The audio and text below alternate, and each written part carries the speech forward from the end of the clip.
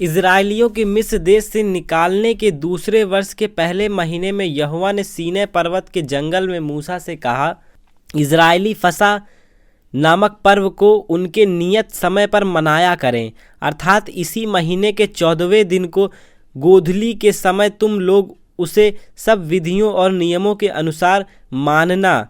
तब मूसा ने इजराइलियों के फसह मानने के लिए यह कहा, और उन्होंने पहले महीने के 14वें दिन को गोधूली के समय सीनै के जंगल में फसह को मनाया, और जो जो आज्ञाएं यहोवा ने मूसा को दी उन्हीं के अनुसार इजराइलियों ने किया। परंतु कुछ लोग एक मनुष्य के शव के द्वारा अशुद्ध होने के कारण उस दिन फसह को न माना करें। वे उसी दिन मूसा और हारून के समीप जाकर मूसा से कहने लगे, हम लोग एक मनुष्य के शव के कारण अशुद्ध हैं, परंतु हम क्यों रुके हुए रहें और इजराइलियों के संग यहोवा का चढ़ावा नियत समय पर क्यों न चढ़ाएं। मूसा ने उनसे कहा, ठहरे रहो, मैं सुन लूं कि यहोवा तुम्हारे विषय क्या आज्ञा देता है। यहोवा ने मूसा से कहा, इजराइलियों से कह कि चाहे तुम लोग चाहे तुम्हारे वंश में से कोई भी किसी लोथ के कारण अशुद्ध हो या दूर की यात्रा पर हो, तो भी वह यहोवा के लिए फसह को माने। वे उसे दूसरे महीने के 14वें दिन को गोधूली के समय मनाए, और फसह के बलि पशु के मांस को अख़मीरी रोटी और कड़वे साग पात के साथ खाए, और उसमें से कुछ भी सवेरे तक न रख छोड़े और न उसकी कोई हड्डी तोड़े। वे उस पर्व की फसह की सारी विधियों के अनुसार मनाए। परंतु जो मनुष्य शुद्ध हो और यात्रा पर ना हो परंतु फसह के पर्व को न माने, वह प्राणी अपने लोगों से नष्ट किया जाए। उस मनुष्य को यहोवा का चढ़ावा नियत समय पर न ले आने के कारण अपने पाप का बोझ उठाना पड़ेगा। यदि कोई परदेशी तुम्हारे साथ रहकर चाहे कि यहोवा के लिए फसह मनाए, तो उसी विधि और नियम के अनुसार उसको माने। देशी और परदेशी दोनों के लिए तुम्हारी एक सी विधि हो। जिस दिन निवास, जो साक्षी का तंबू भी कहलाता है, खड़ा किया गया, उस दिन बादल उस पर छा गया, और संध्या को वह निवास पर आग सा दिखाई दिया और भोर तक दिखाई देता रहा। नित्य ऐसा ही हुआ करता था, अर्थात दिन को बादल छाया रहता था और रात को आग दिखाई देती थी। जब जब वह बादल तंबू पर से उठ जाता, तब तक इजरायली प्रस्थान करते थे, और जिस स्थान पर बादल ठहर जाता था, इजरायली अपने डेरे खड़े करते थे। यहोवा की आज्ञा से इजरायली प्रस्थान करते थे, और यहोवा की आज्ञा से वे डेरे खड़े भी करते थे। और जितने दिन वह बादल निवास पर ठहरा रहता था, उतने दिन वह डेरे डाले पड़े रहते थे। जब बादल बहुत दिन निवास पर छाया रहता था, तब भी इजरायली यहोवा की आज्ञा मानते थे और प्रस्थान नहीं करते थे। कभी कभी वह बादल थोड़ी ही दिन तक निवास पर रहता, और तब भी वे यहोवा की आज्ञा से डेरे पड़े रहते थे, और फिर यहोवा की आज्ञा ही से वह प्रस्थान करते थे। और कभी कभी बादल केवल संध्या से भोर तक रहता था, और जब वह भोर को उठ जाता तब वे प्रस्थान करते थे। और यदि वह रात दिन बराबर रहता, तो जब बादल उठ जाता तब ही वे प्रस्थान करते थे। वह बादल चाहे 2 दिन, चाहे 1 महीना, चाहे वर्ष भर, जब तक निवास पर ठहरा रहता, तब तक इजरायली अपने डेरे में रहते और प्रस्थान नहीं करते थे। परंतु जब वह उठ जाता तब वे प्रस्थान करते थे। यहोवा की आज्ञा से वे अपने डेरे खड़े करते, और यहोवा की आज्ञा से वे प्रस्थान करते थे। जो आज्ञा यहोवा मूसा के द्वारा देता था, उसको वे माना करते थे। फिर यहोवा ने मूसा से कहा, चांदी की 2 तुरहियां गढ़ के बनाए जाएं। तू उनको मंडली के बुलाने के और छावनियों के प्रस्थान करने के लिए काम में लाना, और जब वे दोनों फूंकी जाएं, तब सारी मंडली मिलाप वाले तंबू के द्वार पर तेरे पास इकट्ठी हो जाए, परंतु यदि एक ही फूकी जाए तो प्रधान लोग जो इज़राइल के हजारों के मुख्य पुरुष हैं तेरे पास इकट्ठे हो जाएं। जब तुम लोग सांस बांध कर फूंको तो पूर्व की दिशा की ओर छावनी का प्रस्थान हो, और जब तुम दूसरी बार सांस बांध कर फूंको तो दक्षिण दिशा की छावनी का प्रस्थान हो। उनके प्रस्थान करने के लिए वे सांस बांध कर फूंकें, और जब लोगों को इकट्ठा करके सभा करनी हो तब भी फूंकना, परंतु सांस बांध कर नहीं। और हारून के पुत्र जो याजक हैं वे तुरहियों को फूंका करें। यह बात तुम्हारी पीढ़ी पीढ़ी के लिए सदा की विधि ठहरे। जब तुम अपने देश में किसी सताने वाले बैरी से लड़ने को निकलो तब तुरहियों को सांस बांध कर फूंकना, जब तुम्हारे परमेश्वर यहोवा को तुम्हारा स्मरण आएगा और तुम अपने शत्रुओं के बचाए जाओगे। अपने आनंद के दिन में और अपने नियत पर्वों में और महीनों के आदि में अपने होम बलि और मेल बलि के साथ उन तुरहियों को फूंकना। इससे तुम्हारे परमेश्वर को तुम्हारा स्मरण आएगा। मैं तुम्हारा परमेश्वर यहोवा हूँ। दूसरे वर्ष के दूसरे महीने के 20वें दिन को बादल साक्षी के निवास पर से उठ गया। तब इज़राइली सीने के जंगल से प्रस्थान करके निकले और बादल पराग नामक जंगल में ठहर गया। उनका प्रस्थान यहोवा की उस आज्ञा के अनुसार जो उसने मूसा को दी थी आरंभ हुआ, और सबसे पहले यहूदियों की छावनी के डंडे का प्रस्थान हुआ, और वे दल बांध कर चले। और उन पर सेनापति अमीनाबाद का पुत्र नहशोन था, और इस्तकारियों के गोत्र का सेनापति शुआर का पुत्र नतनेल था, और जबलूनियों के गोत्र का सेनापति हेलोल का पुत्र एलियाब था। जब निवास उतर गया और गोशेनियों और मामरियों ने जो निवास को उठाते थे प्रस्थान किया, फिर रूबेन की छावनी के झंडे का कूच हुआ, और वे भी दल बनाकर चले, और उनका सेनापति शदेऊर का पुत्र एलीशूर था, और शिमोनियों के गोत्र का सेनापति सूरीशैद का पुत्र शमूएल था, और गलादियों के गोत्र का सेनापति दुएल का पुत्र एल्याशाप था।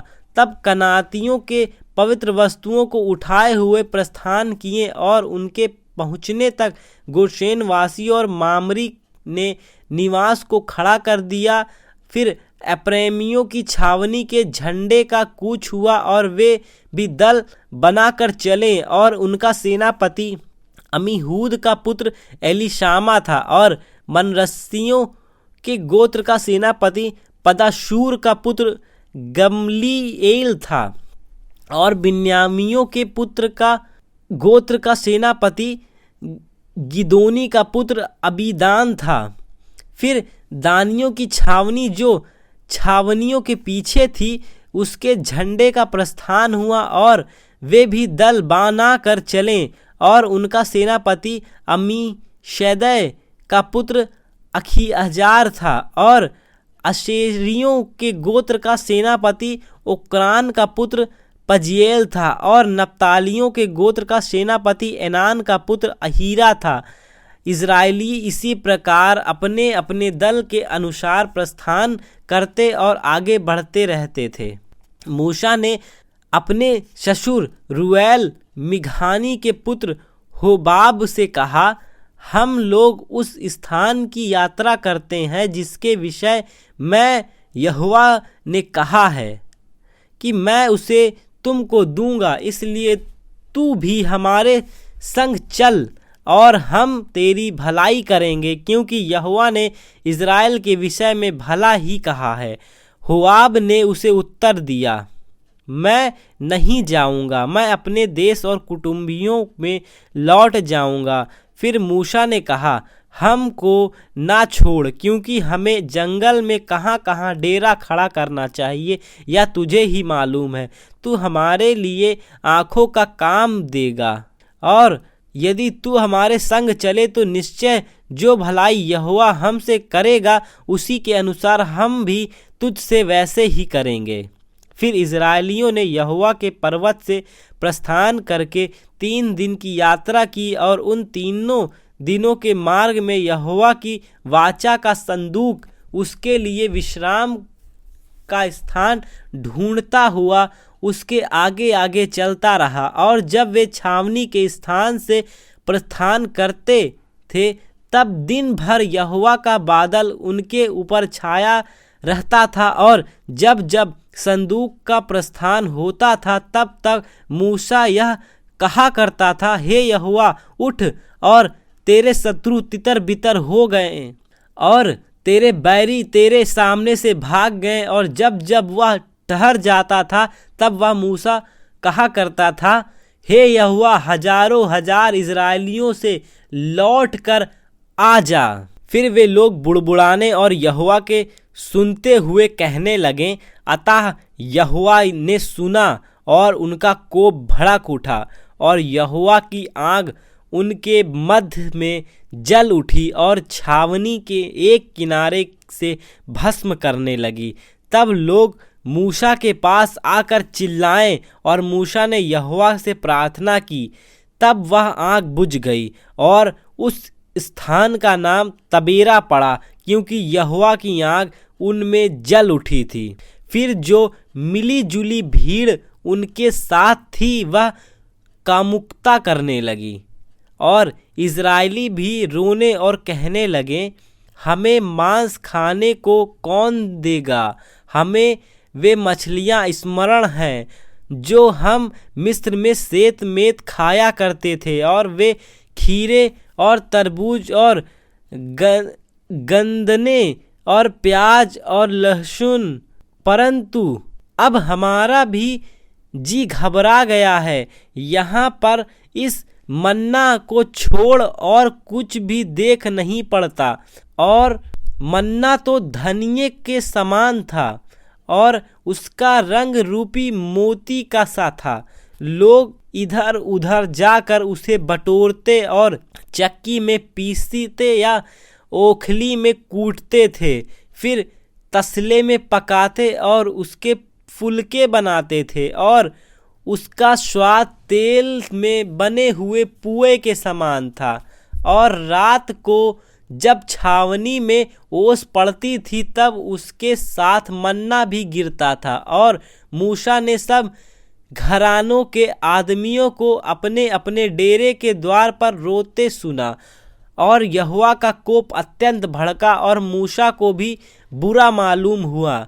जब मूसा ने यहोवा से कहा, तू अपने दास से यह बुरा व्यवहार क्यों करता है? और क्या कारण है कि मैंने तेरी दृष्टि में अनुग्रह नहीं पाया कि तू इन सब लोगों का भार मुझ पर डाला है? क्या ये सब लोग मेरी ही कोख में पड़े थे? क्या मैं ही ने इनको उत्पन्न किया? जो तू मुझसे कहता है कि जैसा पिता दूध पीते बालक को अपनी गोद में उठाए फिरता है, वैसे ही मैं इन लोगों को अपनी गोद में उठाकर उस देश में ले जाऊं जिसके देने की शपथ तूने इनके पूर्वजों से खाई है। मुझे इतना मांस कहाँ से मिले कि इन सब लोग को दूं? ये सब कहकर मेरे पास रो रहे हैं कि तू हमें मांस खाने को दे। मैं अकेला इन सब लोगों का भार नहीं संभाल सकता, क्योंकि यह मेरी शक्ति के बाहर है। और जो तुझे मेरे साथ यही व्यवहार करना है तो मुझ पर तेरा इतना अनुग्रह हो कि तू मेरे प्राण एकदम ले ले, जिससे मैं अपनी दुर्दशा ना देख पाऊं। यहोवा ने मूसा से कहा, इज़राइली पुरनियों में से 70 ऐसे पुरुष मेरे पास इकट्ठे कर जिनको तू जानता है कि वे प्रजा के पुरनिये और उनके सरदार हैं, और मिलाप वाले तंबू के पास ले आ कि वे तेरे साथ यहाँ खड़े हों। तब मैं उतर कर तुझसे बातें करूँगा, और जो आत्मा तुझ में है उसमें से कुछ ले लेकर उनमें समझवाऊंगा, और वे इन लोगों का भार तेरे संग उठाए रहेंगे और तुझे उसको अकेले उठाना ना पड़ेगा। और लोगों से कह, कल के लिए अपने को पवित्र करो, तब तुम्हें मांस खाने को मिलेगा, क्योंकि तुम यहोवा के सुनते हुए यह कह कह कर रोए हो कि हमें मांस खाने को कौन देगा, हम मिस्र में ही भले थे। इसलिए यहोवा तुमको मांस खाने को देगा और तुम खाना। फिर तुम 1 दिन या 2 दिन या 5 दिन या 10 दिन या 20 दिन नहीं, परंतु महीने भर उसे खाते रहना, जब तक वह तुम्हारे नथनों से निकलने ना लगे और तुमको उससे घृणा ना हो जाए, क्योंकि तुम लोग ने यहोवा को जो तुम्हारे मध्य में है तुच्छ जाना है। और उसके सामने यह कहकर रोए कि हम मिस्र से क्यों निकल आए। फिर मूसा ने कहा, जिन लोगों के बीच मैं हूँ उनमें 6 लाख तो प्यादे ही हैं, और तूने कहा है कि मैं उन्हें इतना मांस दूंगा कि मैं महीने भर उसे खाते ही रहेंगे, कि वे महीने भर उसे खाते ही रहेंगे। क्या वे सब भेड़ बकरी गाय बैल उनके लिए मारे जाएं कि उनको मांस मिले, या क्या समुद्र की सब मछलियां उनके लिए इकट्ठा की जाएं कि वे उनको मांस मिले। यहोवा ने मूसा से कहा, क्या यहोवा का हाथ छोटा हो गया है? अब तू देखेगा कि मेरा वचन जो मैंने तुझसे कहा वह पूरा होता है कि नहीं। तब मूसा ने बाहर जाकर प्रजा के लोगों को यहोवा की बातें कह सुनाई और उनके पुरनियों में से 70 पुरुष इकट्ठा करके तंबू के चारों ओर खड़े किए। तब यहोवा बादल में होकर उतरा और उसने मूसा से बातें की, और जो आत्मा उसमें था उसमें से लेकर उन 70 पुरनियों में समा दिया। और जब आत्मा उसमें आया तब वे नबूवत करने लगे, परंतु फिर और कभी ना की। परंतु 2 मनुष्य छावनी में रह गए थे, जिनमें से एक का नाम एलादाद और दूसरे का मेदाद था। उसमें भी आत्मा आया, ये भी उन्हीं में से थे जिनके नाम लिखे गए थे, पर तंबू के पास ना गए थे, और वे छावनी ही में नबूवत करने लगे। तब किसी जवान ने दौड़कर मूसा को बुलाया कि एल्दाद और मेदाद छावनी में नबूवत कर रहे हैं। तब नून का पुत्र यहोशू, जो मूसा का सेवक और उसके चुने हुए वीरों में से था, उसने मूसा से कहा, हे मेरे स्वामी मूसा, उनको रोक दे। मूसा ने उनसे कहा, क्या तू मेरा कारण जलता है? भला होता कि यहोवा की सारी प्रजा के लोग नबी होते और यहोवा अपना आत्मा उन सबों में समवा देता। तब फिर मूसा यहोवा के पुरनियों समेत छावनी में चला गया। तब यहोवा की ओर से एक बड़ी आंधी आई और वह समुद्र से बटेरे उड़ा के छावनी और उसके चारों ओर इतनी ले आई कि वे इधर उधर 1 दिन के मार्ग तक भूमि पर 2 हाथ के ऊपर ऊंचे लगभग तक छा गई। और लोग उठकर दिन भर रात भर और दूसरे दिन भी दिन भर बटेरे बटोरते रहे। जिनसे कम से कम बटोरा उसने 10 ओमेर बटोरा, और उन्होंने उन्हें छावनी के चारों ओर फैला दिया। मांस उनके मुंह में ही था और वे उसे खाने न पाए थे कि यहोवा का कोप उन पर भड़क उठा, और उसने उनको बहुत बड़ी मार से मारा। और उस स्थान का नाम किब्रोवाथा पड़ा, क्योंकि जिन लोगों ने कामुकता की थी उनको वहां मिट्टी दी गई। फिर इजरायली किब्रोन नाथा से प्रस्थान करके हेरोत में पहुंचे और वहीं रहे। मूसा ने एक कूशी स्त्री के साथ विवाह कर लिया था, इसलिए मरियम और हारून उसकी उस विवाहित कूशी स्त्री के कारण उसकी निंदा करने लगे। उन्होंने कहा, क्या यहोवा ने केवल मूसा ही के साथ बातें की हैं? क्या उसने हमसे भी बातें नहीं की? उसकी यह बात यहोवा ने सुनी। मूसा पृथ्वी भर के रहने वाले सब मनुष्यों से बहुत अधिक नम्र स्वभाव का था। इसलिए यहोवा ने एकाएक मूसा और हारून और मरियम से कहा, तुम तीनों मिलाप वाले तंबू के पास निकल आओ।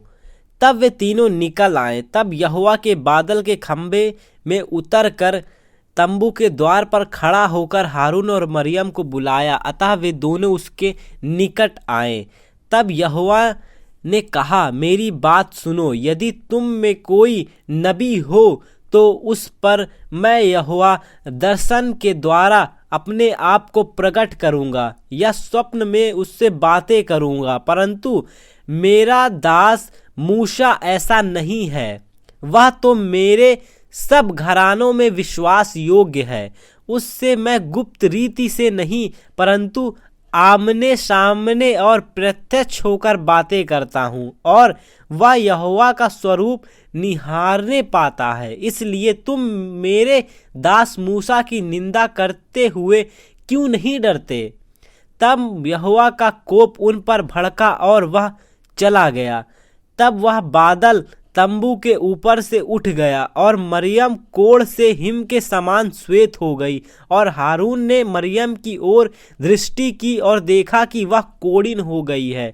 तब हारून मूसा से कहने लगा, हे मेरे प्रभु, हम दोनों ने जो मूर्खता की वरन पाप भी किया, यह पाप हम पर ना लगने दे और मरियम को उस मरे हुए के समान ना रहने दे, जिसकी देह अपनी माँ के पेट से निकलते ही अधगली हो। अतः मूसा ने यह कहकर यहोवा की दुहाई दी, हे ईश्वर, कृपा कर और उसे चंगा कर। यहोवा ने मूसा से कहा, यदि उसका पिता उसके मुंह पर थूका ही होता तो क्या 7 दिन तक वह लज्जित न रहती? इसलिए वह 7 दिन तक छावनी से बाहर बंद रहे। उसके बाद वह फिर भीतर आने पाए। अतः मरियम 7 दिन तक छावनी से बाहर बंद रही, और जब तक मरियम फिर आने ना पाई तब तक लोग ने प्रस्थान ना किया। उसके बाद उन्होंने हसरोत से प्रस्थान करके परान नामक जंगल में अपने डेरे खड़े किए।